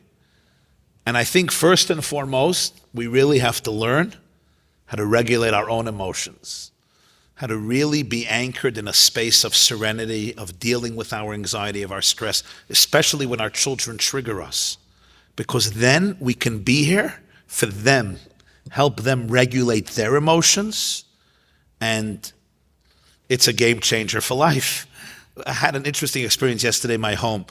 My child missed school on Sunday, one of my children. And then on Monday, one of his garments was wet and he couldn't find another garment. So again, he refused to go to school. And my wife told me, at another time I would have been so frustrated. Like, you're going to miss school a second day because, we'll find you, whatever, we'll work it out. Don't make a big deal out of everything. And then she says, but I decided that the most important thing in our times is attachment. That my child should feel safe, secure, seen, and soothed. Of course, I want him to go to school. I want him to learn well. I want him to be successful. But the most important thing you want is he should feel safe, secure, seen, and soothed. And I felt, my wife told me, that just by listening to him and embracing him, even though there was a loss because he lost another day of school, ultimately the pros were greater than the cons. And I found that to be very, very powerful because, we often get lost in the stress of the moment. You have to go to school. You have a test tomorrow. We have to be here. We have to be there. And it's understandable. And that's how we grow up, You miss a day of school. I had a teacher who was a pedagogical genius, and he would tell us the only excuse I would expect except for you not coming to school is if you're attending your own funeral. Isn't that an amazing thing to tell 7th graders, right? This is where our self-confidence came from. But okay, we're not, we know better, but very often we get lost in the moment, and it's really our own anxiety. Now, I'm not telling you to take your kids out of school and have them stay home for the rest of the year. Some situations, maybe yes, not all. But my point is, when we can respond from a place of much deeper serenity and trust and connection and attachment, I think it transforms the inner psyche of our children. It's a very beautiful answer. Okay, I'm gonna finish off with a question. Okay, There's another woman who wants Okay, this. yeah, go for it. The first one is not so important. Hold on, the mic is. If you want to sing, until the thing. Oh, now it's on. Okay, you got it. Lucky. I did a song before, no? Yeah. Oh, Abraham. Maybe another. My eighth day song. shtetl kren. We're good. You could ask the question.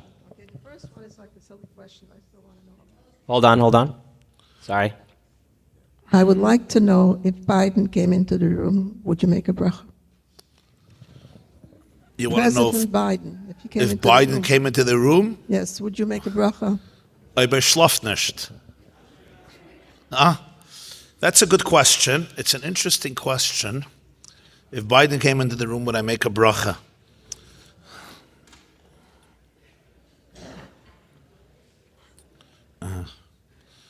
No, it's a very interesting question.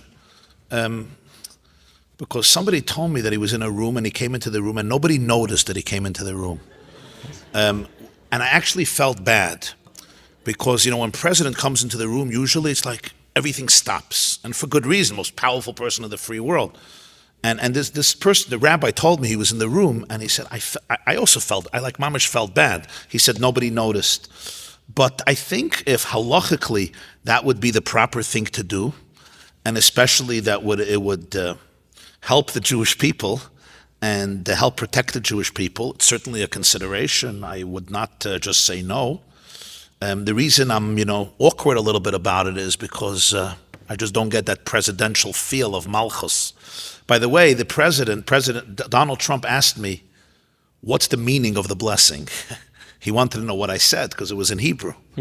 So I couldn't give a direct translation because it wouldn't do much for him. Because, brachas are very short and cryptic. She'nasa mikvayde lebasav adam. Like, he gives his glory to flesh and blood. Like, first of all, Donald Trump has to believe that he's made of flesh and blood. That's one thing. And there's other considerations. There's a beautiful Taz. The Taz says that for Jewish kings, you say, shechalak mikvaydai. And for non-Jewish, they say, nasan mikvaydai. And he says, nasan is he gives. And chalak is, it's a part. Because the Jewish king reflects Hashem's malchus. So I tried to explain the blessing, that the idea is that when somebody is appointed to a position of leadership, it's a gift of God. It's not something you own. It's a divine gift. In other words, it's a privilege to heal the world, to bring goodness into the world. You're an ambassador of God. That's how I explained to him the blessing, which of course was very, very flattering for Donald Trump. So again, I would consult great halachic authorities, the pros and the cons, and then make a decision based on what I feel is, the right thing. That's a great answer. That would be my answer. But I wasn't asked to meet him, so I wasn't asked to introduce him. I think she has one more question. Go ahead. The question I wanted to ask was something that's been bothering me, and everybody thinks I'm not normal. I think I'm very normal. Okay. I root one for me. I think years ago, fathers went to work. They came home, they learned in the morning, they learned in the evening, they learned in the afternoon. Women stayed home, took care of their children. Today, every woman has to go to college. It's a prerequisite to get married. What are you taking? What courses are you taking? Are you good for my son to go to stay in yeshiva for 4 years, 5 years in Kollel? I don't think it's a good idea for children to be brought up by other people. I think it should be like years ago, where the fathers went to work, the mothers stayed home, and there's plenty of time to learn. And this has been bothering me for a long time. Everybody thinks that I'm wrong. They think you're not, you said they think you're not normal. Did I hear right? I think that's what she said. Okay, I wouldn't use that word, obviously. But the point is, I don't think there's an argument that it's an incredible gift and opportunity when a mother is there to welcome her children off the bus and can be there with children as much as possible, and a father as well. And I think each couple in today's world has to figure out the best way that they can be there for their children, because I think what we know today is that attachment with our children is the most important priority in life. There's a lot of drugs, there's a lot of depression, a lot of overdose, a lot of suicide. I hate, to use these words, but it's a fact. There's a lot of things, dangers porn addiction, and so many difficult challenges that teens and youth go through today because of so many different factors, internally and externally, internal anxiety and external circumstances. And the greatest antidote to all of this is, we don't have the answer to every problem, but the greatest antidote to all of this is a deep, deep relationship between parents and children. And the deeper the relationship, the more the immunity, the more protection. As I said, the antithesis of addiction is not sobriety. The antithesis of addiction is connection, attachment. Attachment disorder becomes a great cause for a lot of alienation and a lot of trauma. So therefore, it's so important for every father and mother, in whatever field you are, whatever financial position you are, to try to work out to the best of your ability, obviously, to create a situation where their children can experience the most attachment with their primary caregivers, who are the parents. And let's understand it. I could send my child to the best therapist in the world, to the best teacher in the world, and it's amazing. But what Tati and Mommy can do for a child, nobody in the world can do for a child. So do not neglect that opportunity, and whatever you can do to enhance that, you should certainly do. And I think there's no greater priority than that, than really being there for our children. They are our tomorrow, and they need our soul, they need our presence, they need our heart, they need our attachment. The Jewish people, we're there for everybody, and some of us are very involved with the community and involved with other people, which is amazing, but we cannot neglect our own children. It's just that they have to come first. So, whatever that means in each family, I think take it seriously and do really what you can, and even more than you can, to secure that attachment. It's really beautiful. It's for mothers and fathers as well. Mothers and fathers. And of course, learning Torah is the oxygen of a Jewish home. Davening is the oxygen of a Jewish home. Yiras Shamayim and Avos Shamayim is the oxygen of a Jewish home.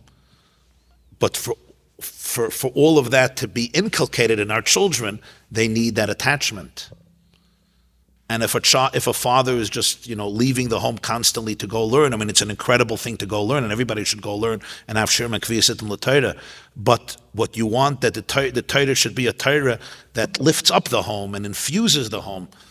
Torah shouldn't be escape from home. The Rambam writes in Hilchas Avodas Yom Kippurim that at the end of Yom Kippur, the Kohen Gadol would put on his regular clothes, v'yotzei l'beisai, and he would go home. And the Mefarshim say, why is that part of halacha? Obviously, he would go home. Where should he go? To the bowling alley? Where should the Kohen Gadol go after Yom Kippur? He should go to the pizza shop? He went home. The Rambam puts like a halacha, v'yotzei l'beisai. And what if he didn't want to go home? What if he wanted to hang out in the Beis HaMikdash for the night? What if he wanted to go to his sister's house? What if he wanted to go to a Fabrengen? I don't know. So I once heard from the Lubavitcher Rebbe a beautiful vart that the Rambam was actually telling you a halacha. He said, the Kohen Gadol was in the Holy of Holies. He was in the holiest place in the world. The end of Yom Kippur, there's a halacha. Now you got to go home. It's not easy to go home. The Kohen Gadol comes home and his wife says, can you take out the garbage? The baby has been crying all day. Where were you? Oh, in Kodesh HaKadoshim? Is that my problem? The baby's crying. And remember, I know you fasted, but please clean up after yourself. I'm going to bed. And the Kohen Gadol thinks to himself, I was in Kodesh HaKadoshim. I caused atonement for Klais, and then I go home, and this is what happens. I'm not coming home. So Rebbe said, v'yotzei l'beisai. How do you know Yom Kippur was Yom Kippur? If you go home. How do you know you were in Kodesh HaKadoshim? If you take it home. Because that may be the most powerful halacha about Yom Kippur, that after all the great highs, v'yotzei l'beisai, you have to go back home. You have to bring it all back to the house. I'm going to finish off this episode with... You're actually going to finish? Yeah. It's. You mean I can go home? I'm trying to stall for a time. Yeah. I'm going to finish off with this question that you speak a lot in a lot of places, literally around the world, in the Pentagon, in front of Trump, everywhere, and you say a lot of stories. What? Yeah. Yeah. What's one story that changed your life? I've experienced many, many meaningful moments, and I've heard many very profound and powerful stories. I'll just tell you something that opened me up to a dimension that I haven't thought of earlier. I was once invited to do a Shabbaton a year ahead of time, which is not the Jewish way of doing things. When the Pentagon invited me, they invited me 2 years before. And then I knew they weren't Jewish. Jews invite usually, right before. Somebody called me in California and he said, can you come tomorrow night to speak? I said, no, I'm booked. He says, but I already put up signs that you're coming. That's great. So now it's my fault, In any case, people are interesting. Mi chamcha Yisrael, right? He had so much bitachon. I said, bitachon in Hashem, not bitachon that I'm coming to California tomorrow. Anyway, so I got this invitation and I scheduled a Shabbaton and I even got my wife to come with me. We sent our children to my in-laws and my wife would come with me. We were really looking forward. We were about to leave the house. We packed up. And Friday afternoon, as I'm about to leave, I get a call from the organizer who tells me that the Shabbaton was canceled. Friday afternoon was canceled. You had hundreds of people coming. Politics. Like, politics? You found out about the politics 6 hours before the Shabbaton? You didn't know about the politics a year ago? Politics, it's ugly, it's disgusting. I'm like, how do you do this to all the people coming? How do you do this to me? I mean, it's just not menschlich. This person tells me, I'm embarrassed to be part of this organization, but it's canceled. I was really, really upset. Or to confess, I was furious. I was really furious for a few reasons. We planned this and it was all worked out. I was also relying on the weekend financially, whatever. It was just a mess. I was so upset. I tell my wife, I say, Esty, this is really not nice. But it is what it is. It's canceled. So I wasn't going to have her or me cook Shabbos. It was already, Shabbos was soon.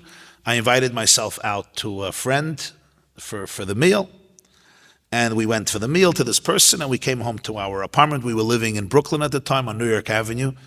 But I have to tell you, I was really angry. Anyway, we come home. My wife goes to sleep. I go to the couch. I'm reading, I'm learning, and I thought I'll fall asleep, but I was not falling asleep. I was very anxious. So first I thought I was just anxious because I was upset. And I finally fell asleep on the couch, and 3 a.m. I woke up and my heart was pounding, and I didn't know why. I thought maybe something happened. I ran to our bedroom. My wife was sleeping. She was fine. Something was bothering me. I didn't know what. And I couldn't go back to sleep. This was in an apartment building. It's called the President Plaza. And I had an office on the 4th floor. We were living on the 1st. And there was light in the office, and I had more books there. And I wanted to check something up. So I thought I can't fall asleep anyway. It's 3 a.m. I'll go up to the 4th floor. So I start walking up the steps Friday night, 3 a.m. And when I come up to the floor where my office was, I see a teenager sitting on the steps. And it was a very strange phenomenon. He was sitting with his head on his forehead, just sitting on the steps and contemplating. It wasn't something I expected. So I sat down near him and I said, Good Shabbos. And he wouldn't answer. I said, Good Shabbos. Is everything all right? Do you need anything? Do you have a place to sleep? Can I do something for you? What's bothering you? No answer. After a few minutes, he says, Leave me alone. I'm like, what happened? Share with me. I'm not your enemy. What's your name? Do you need a place? He stands up, and obviously he was using somebody's apartment there because the door was open, and he ran into that apartment. And just my instinct told me, follow him. And I followed him, and he slammed the door, but I put my foot in. So he slammed the door on my foot, but I got into the apartment. And as I walked in, he ran into the kitchen, and I saw his hand was filled with tablets, and he put them in his mouth. And I knew what those tablets were. I saw the bottle, and I knocked him. I shoved his hand, and most of them fell down and came out of his mouth, and he started to wrestle me.